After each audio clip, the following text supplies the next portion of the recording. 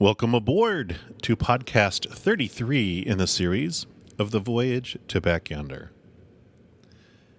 Sailing on the high seas, sitting out on the deck of my ship, looking across the expanse of the waters, I take in the beautiful starry night without a cloud in the sky. The tiny, sparkly lights from above go on forever.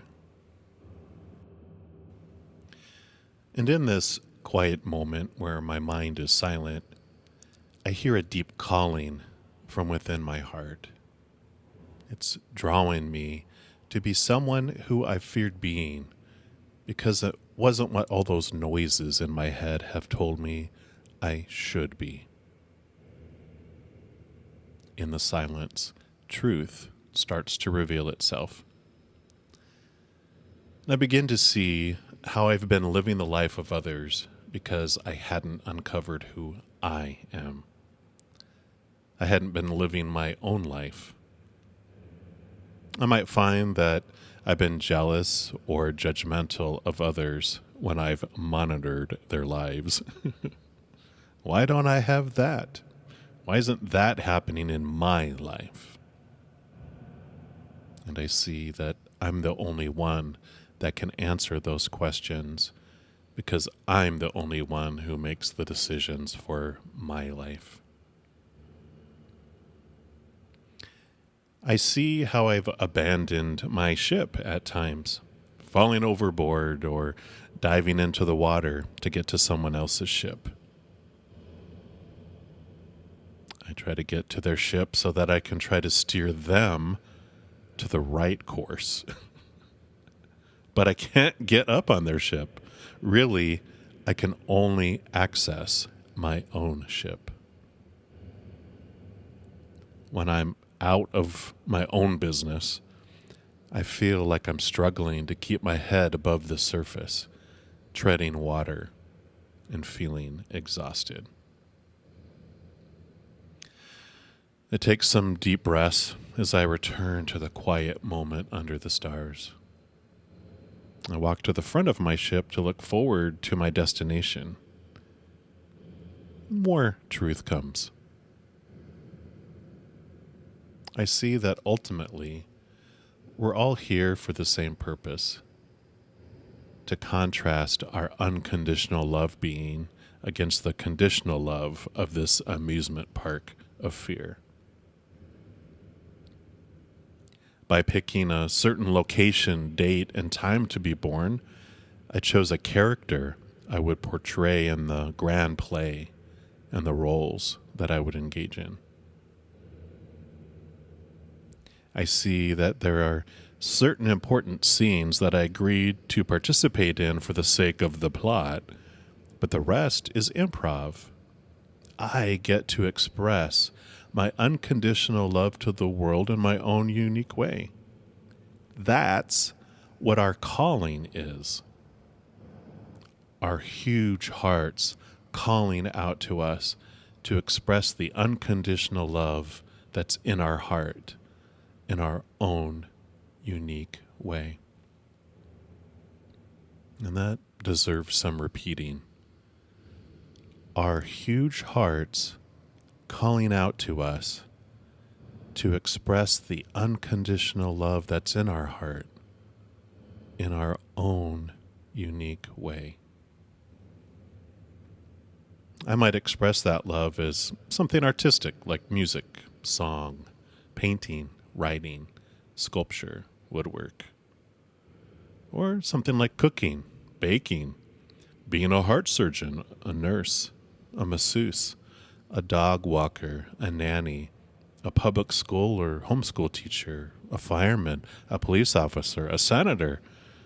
There's something unique in every one of us that brings joy and passion into our loving and into our living. I get to choose, if I want to. It seems that we're all influenced by noises in our head related to our nation, our religion, our social status, our race, our family, our schooling, our job, our friends. and everyone else we interact with or things we go through. But ultimately, I still get to decide who I am and what I'll do. I am the captain of my own ship.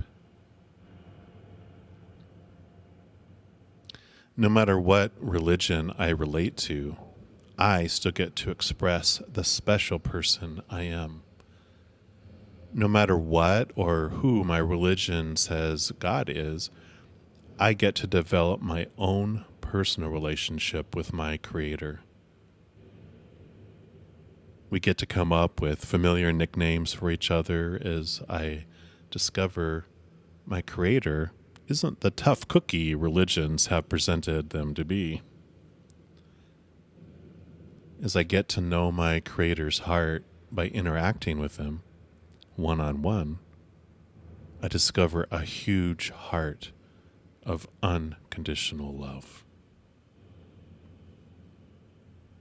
Maybe after sitting with the Creator, having some iced coffee, chatting for centuries, we end up having talked about most things.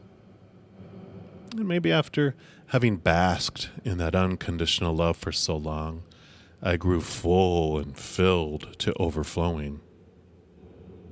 And maybe we started chatting about adventures we could go on together. We speak of entering a playroom of make-believe, where there would be opportunities that would help me understand in more depth who I really am.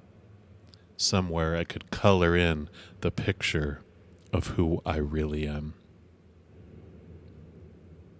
It dawns on me that this life here in the physical plane is kind of like an online poker game with play money. I have no control over what cards I'm dealt, but I can either get stressed over the cards or have fun. I end up comparing my cards to others, declaring a winner and losers by the rules that have been set for the game. Someone bets high, boasting and bluffing that their hand is better than anyone else, convincing me that I have a lesser hand. So I fold. And then seeing the cards that are played after I fold, I realize I could have won. And then I beat myself up because I knew I shouldn't have folded. But I temporarily forget all those times I was glad I folded because I would have lost. There are times that I get excited, bluffing when I think I have a weaker hand and convincing everyone else to fold. And then there are times they call my bluff and my heart sinks when I lose my fake chips. In the end, who won isn't so important. I turn off the game, and the play money is all gone. I have the memories and stories of the experience of what loss felt like. Though I really lost nothing. Until next episode, take some deep breaths. If you feel like you're exhausted and treading water, climb back aboard your own ship.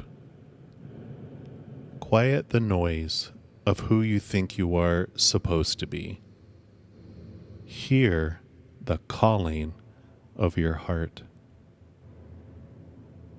You can ask yourself, what would I do if money didn't matter? Because money doesn't keep us from expressing our heart.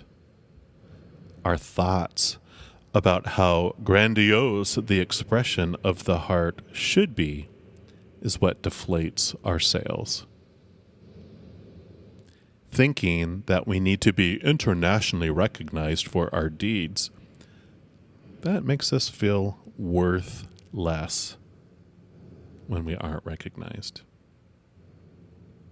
Before we even start, we feel defeated that the world has not recognized how special we are yet. Can take some more deep breaths. See that the external validation isn't what brings you the real joy. See that it's in the sharing of your unconditional love in your own unique way that will bring you true joy. Let the excuses of fear fall away. If you have children, don't use them as an excuse that you have to wait to live your own dream. You can get creative. Invite your children into your love action. Involve them in your love action.